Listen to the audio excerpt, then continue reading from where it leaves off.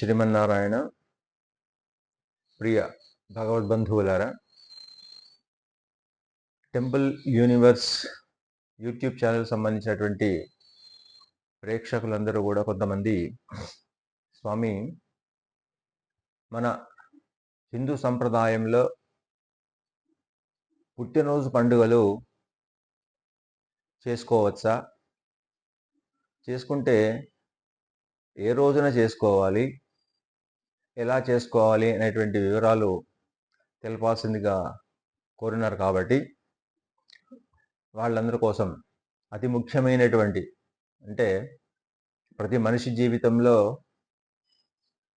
వ్యక్తిగతమైనటువంటి పండుగలు, జన్మదినోత్సవము, వివాహ మహోత్సవము, ఇవి ప్రధానమైనటువంటివి. జన్మదినోత్సవము మన సనాతన ధర్మం, వైదిక ధర్మం ఏ రోజు చేసుకోమని చెబుతుంది అనేటువంటి ప్రశ్నకు సమాధానంగా జన్మ నక్షత్ర దివసే, అంటే ఏ రోజైతే మనము నక్షత్రం రోజు జన్మిస్తామో, అంటే ఆంగ్ల తేదీలు పరిగణ కాదు, పైగా జ్యోతిష్ శాస్త్ర ప్రకారంగా తిథులు కూడా పరిగణనలోకి తీసుకోవడానికి వీలు లేదు. సాధారణంగా తిథులు వైదిక ధర్మం ప్రకారంగా మా నాన్నగారి తిథి, మా అమ్మగారి తిథి, మా నానమ్మ గారి తిథి, మా తాతగారి తిథి అంటుంటాం. అంటే వాళ్ళు మరణించినటువంటి రోజును, అంటే తిథిని బట్టి వాళ్ళు ఆ అపర కర్మలు, శ్రాద్ధాది కర్మలు, తద్దినాలు చేసుకుంటూ ఉంటారు సాధారణంగా వైదిక ధర్మంలో. కాబట్టి మరి జన్మ నక్షత్రము రోజు పుట్టినరోజు చేసుకున్నట్టయితే శ్రేష్టము అని చెప్పి మన సంప్రదాయం తెలియజేస్తుంది. అంటే ఏ మాసంలో ఏ నక్షత్రం రోజు మీరు జన్మించారో ఆ మాసంలో ఆ నక్షత్రం రోజున జన్మదినోత్సవం జరుపుకోవాలి అని చెప్పి మనకు శాస్త్రం తెలియజేస్తుంది. తప్పకుండా చేయాల్సినటువంటి ఉత్సవాలలో దైవికమైనటువంటివి, వ్యక్తిగతమైనటువంటి వాటిల్లో అతి ప్రధానమైనటువంటి ఉత్సవం జన్మదినోత్సవం. అందుకోసమే మనం భగవంతుడైనటువంటి ఆ శ్రీరాముని జన్మదినోత్సవాన్ని కానీ, కృష్ణుని యొక్క జన్మదినోత్సవాన్ని కానీ తిథిని అనుసరించి చేసేటువంటి సంప్రదాయం కొంత ఉంది. కానీ శ్రీ వైష్ణవ సంప్రదాయంలో తిరు నక్షత్రోత్సవం అని జరుపుకుంటాం. అందుకోసమే మన పెద్దలు ఒకవేళ శ్రీరాముని యొక్క నక్షత్రం రోజు మనము ఆ రాముని యొక్క జన్మదినానికి సంబంధించినటువంటి పండుగను లేదా కళ్యాణోత్సవాన్ని జరుపుకోవాలి అంటే చైత్రమాసే అసితే పక్షే నవమ్యాంచ పునర్వసౌ అని చెప్పి మనకు శాస్త్ర ప్రమాణం అందించిండ్రు పెద్దలు. అదేవిధంగా కృష్ణుని జన్మ నక్షత్రం కూడా ఆధారంగా తీసుకున్నట్టయితే, ప్రమాణంగా తీసుకున్నట్టయితే కృష్ణం వందే జగద్గురుం అనుకుంటూ సింహమాసే సితే పక్షే రోహిణ్యాం అష్టమీ తిథౌ అని చెప్పి చరమార్థ పదాధారం కృష్ణం వందే జగద్గురుం అని చెప్పుకుంటాం.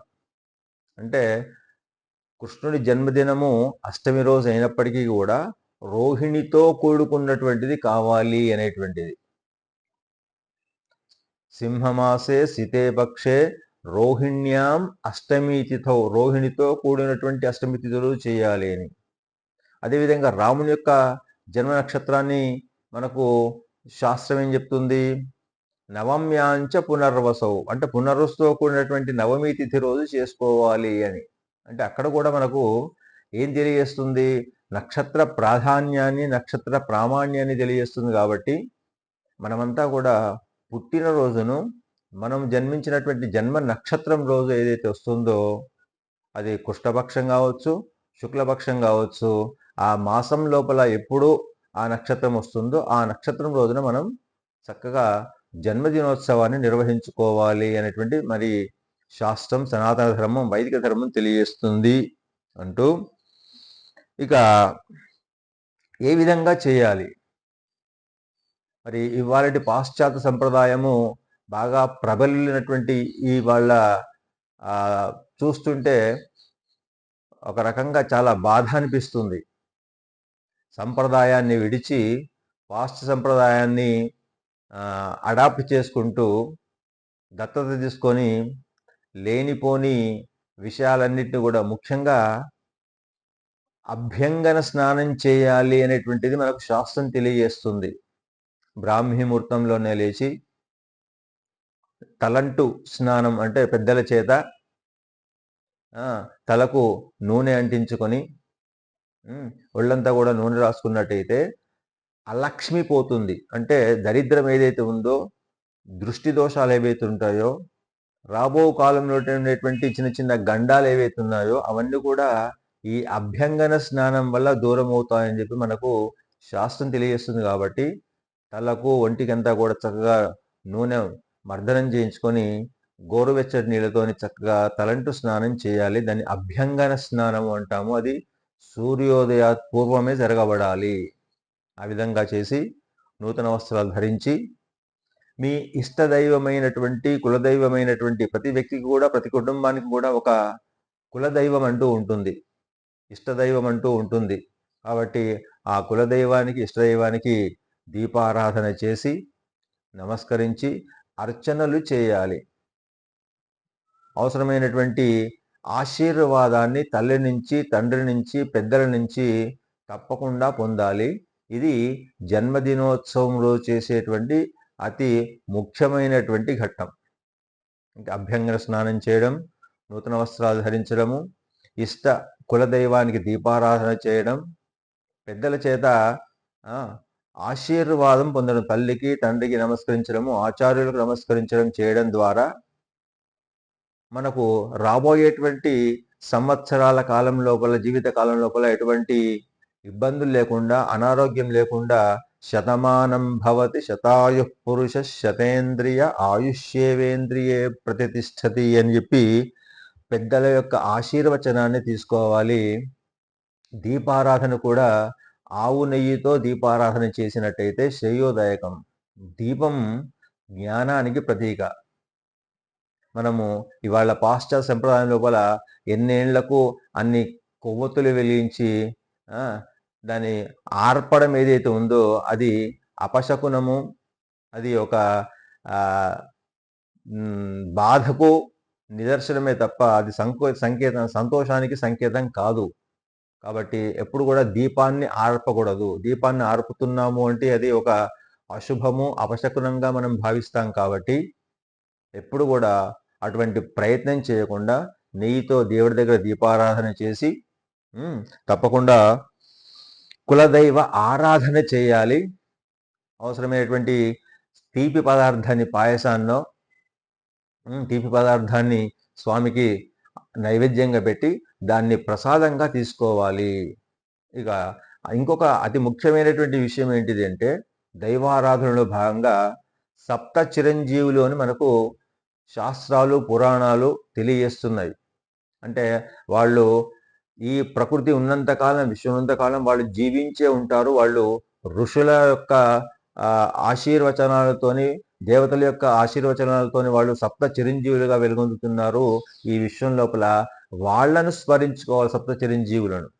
ఎవరు సప్త చిరంజీవులు? ముఖ్యంగా పుట్టుకతోనే చిరంజీవులు వాళ్ళు. కొంతమంది తమ యొక్క శక్తి సామర్థ్యాల ద్వారా, తపశక్తి ద్వారా చిరంజీవులు అయినటువంటి వాళ్ళు చాలామంది ఉన్నారు. కానీ అందులో జన్మతః చిరంజీవిత్వం ఉన్నటువంటి వాళ్ళల్లో అశ్వత్థామ, బలిర్వ్యాసో, హనుమానుశ్చ విభీషణ, కృపః పరశురామశ్చ సప్తేతే చిరజీవిన. ఈ 7 ఎవరెవరు? అశ్వత్థామ అనేటువంటి వాడు ద్రోణాచార్యుని యొక్క కుమారుడు. బలి, తర్వాత వ్యాసుడు, వ్యాస మహర్షి, తర్వాత హనుమంతుడు, తర్వాత కృపాచార్యుడు, తర్వాత పరశురాముడు, ఈ 5గురు 7గురు ఎవరైతే ఉన్నారో వీళ్ళు సప్త చిరంజీవులు అంటారో వీళ్లను ఖచ్చితంగా ఆ జన్మదినోత్సవం రోజు స్మరించుకోవాలి.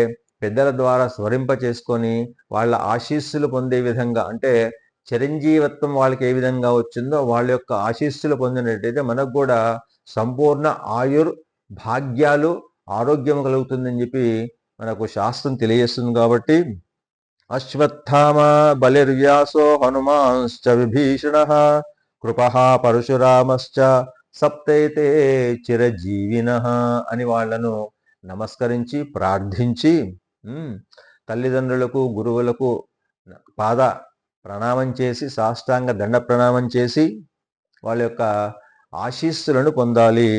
తర్వాత ఇంకొక మూడవది అతి ముఖ్యమైనటువంటి విషయం ఏంటిది అంటే ఆవు పాలల్లో బెల్లం ముక్క వేసి దాంట్లో నల్ల నువ్వులు ఒక చెంచాడు వేసి చక్కగా కలిపి అది కరిగిన తర్వాత 3 సార్లు తీర్థం తీసుకోవాలి. ఆవు పాలు, బెల్లం లేదా తేనె లేదా శర్కర, అది శర్కర కంటే కూడా తేనె బెల్లం శ్రేష్టం. ఆ విధంగా ఆవు పాలల్లో బెల్లము నల్ల నువ్వులు కలిపి వాటిని మనం ఏ విధంగా 3 సార్లు తీర్థం తీసుకుంటామో 3 సార్లు తీర్థంగా తీసుకున్నట్టయితే మనకు ఇక ముందు సంవత్సరాలలో లేదా మళ్ళీ సంవత్సరం జన్మదినోత్సవం జరిపే లోపల మనకు అపమృత్యు దోషాలు ఏవైతే ఉంటాయో, భయాలు ఏవైతే ఉంటాయో, అనారోగ్య బాధలు ఏవైతే ఉంటాయో అవన్నీ కూడా ఆ తీర్థ సేవనం చేయడం ద్వారా, ఆ తీర్థ సేవన చేసేటప్పుడు ఏం స్మరించుకోవాలి? ఈ సప్త చిరంజీవుల యొక్క శ్లోకాన్ని స్మరించుకుంటూ ఆ తీర్థాన్ని సేవనం చేసినట్టయితే ఆరోగ్యము ఆయుష్ పెరుగుతుందని చెప్పి తెలియజేస్తూ, తర్వాత ఇక 4వ అంశం ఏంటిది? తప్పకుండా దగ్గరలో ఉన్నటువంటి ఆలయ దర్శనానికి వెళ్ళాలి, అర్చనలు చేయించాలి, వాళ్ళ అర్చకుల యొక్క ఆశీస్సులు తీసుకోవాలి, భగవత్ ప్రసాదాన్ని తీసుకోవాలి. ఇది 4వ అతి ముఖ్యమైనటువంటి అంశము. జన్మదినోత్సవం మనం బర్త్డే చేసేటువంటి ప్రాసెస్లో భాగంగా. ఇంకొకటి, గృహస్థులైతే తప్పకుండా బ్రహ్మచర్యాన్ని పాటించాలి. ఆ రోజు ఖచ్చితంగా భార్యతోని కానీ భర్తతోని కానీ కలవకుండా బ్రహ్మచర్యాన్ని పాటించేటువంటి ప్రయత్నం చేయాలి. అది 4వ అంశము. ఇక ఆ రోజు జన్మదినోత్సవం రోజు మనము ఒకవేళ ధనికులమైతే, శక్తి కలిగిన వాళ్ళమైతే దానము ధర్మం చేయాలి. పేద పిల్లలకు పుస్తకాలు ఇవ్వడము, లేదా పెన్సిల్ ఇవ్వడము, లేదా వస్త్రాలు ఇవ్వడము, ఇటువంటివి, లేదా అన్నదానం చేయడం. ఇక్కడ అన్నదానం కూడా సాధారణంగా అన్న ప్రసాదం వేరు, అన్నదానం వేరు. ఇప్పుడు ఇవాళ గణేష్ మండపాల లోపల లేదా ఆయా ఉత్సవాల లోపల అన్నదానం చేస్తూ ఉంటారు, కానీ అన్నదానానికి అన్నప్రసాదానికి తేడా ఉంది. ఇప్పుడు గణేష్ మండపాలలో ఆ కాలనీలో సంబంధించినటువంటి వ్యక్తులంతా కూడా చందాలు వేసుకొని అందరూ ఒక చోట కలిసి భోజనం చేయడం ఏదైతే ఉందో దాన్ని అన్నదానం అంటున్నారు, కానీ దాన్ని అన్నదానము అనరు. దేన్ని అన్నదానము అంటారంటే అనాథలకు తినడానికి తిండి లేక, కట్టడానికి బట్ట లేక, ఉండడానికి ఇల్లు లేక ఉండేటువంటి ఎవరైతే ఉంటారో అటువంటి వాళ్ళని పిలిచి వాళ్లకు బట్టలు ఇస్తే, వాళ్లకు అన్నం పెడితే అటువంటి దాన్ని అన్నదానము అంటాము, వస్త్రదానము అంటాం. మరి ఈ మంటపాలలో మనం చేసి మనం కలుపుకొని మనం చందాలు వేసుకొని చేసేటువంటిది ఏంటిది? అప్పుడు దీంట్లో పేదవాళ్ళు ఎవరు ఉండరు కదా, అందరూ ధనికులే కదా, అందరూ ఎంతో కొంత మధ్యస్థులైనా కానీ, మధ్య తరగతి చెందిన వాళ్ళైనా కానీ అంతా కొంత ఉన్నట్టు వాళ్ళే కదా, వాళ్ళు పేదవాళ్ళు కాదు కదా. కాబట్టి నేనేమనాలి? భగవంతునికి నివేదించినటువంటి పదార్థం కాబట్టి దాన్ని అన్న ప్రసాదంగా భావించాలి తప్ప అన్నదానం అనకూడదు. అట్లా జన్మదినోత్సవం రోజు చేయాల్సినటువంటి ప్రతి వ్యక్తి కూడా ఏంటిది అంటే అన్నదానం చేయాలి. అనాథ శరణాలయాలకు వెళ్ళి పేదలకు, విద్యార్థులకు, అనాథాశ్రమైనటువంటి వాళ్ళందరికీ కూడా అన్నదానం చేయడం, వస్త్రదానం చేయడం అనేది అతి ముఖ్యమైనటువంటి బాధ్యత, ధర్మము అది. తర్వాత ఒకవేళ మేము పేదవాళ్ళము, ధనం లేదు అనుకుందాం కొద్దిసేపటికి, వాళ్ళు ఏం చేయొచ్చు? చక్కగా ఆవు దగ్గరికి వెళ్ళి, గోశాలకు వెళ్ళి వాటికి తగినటువంటి కొంచెం ఆ పిడికడో 2 పిడికల్లో గడ్డిని మేత కోసం వాటికి ఇచ్చి గో ప్రదక్షిణం చేయడం ద్వారా సమస్తమైనటువంటి దేవతల యొక్క ఆశీర్వచనాన్ని పొందిన వాళ్ళమవుతాము. గో ప్రదక్షిణం చేయడము, గోకు ఆహారం చేయడం, గో సేవ చేయడం అనేది జన్మదినోత్సవంలో చేయాల్సినటువంటి మరొక అతి ముఖ్యమైనటువంటి విషయం. ఇక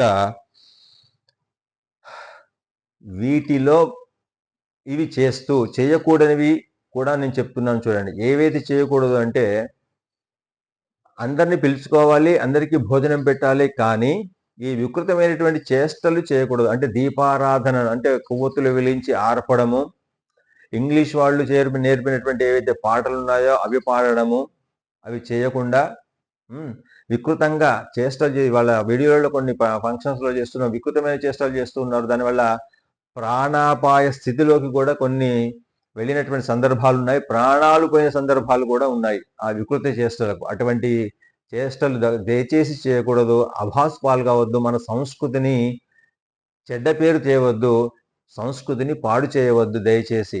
ఈ సినిమాల వల్ల, ఈ టీవీల వల్ల చేసేటువంటి ఈ వికృతమైనటువంటి చేష్టలు, బర్త్డేస్ రోజు, పెళ్ళిళ్ళ రోజు ఏవైతే ఉన్నాయో అవి చాలా అసహ్యకరంగా ఉంటుంది. కేకులు కోయడం అనేది మన సంప్రదాయం కాదు, దీపాలు ఆర్పడం అనేది మన సంప్రదాయం కాదు.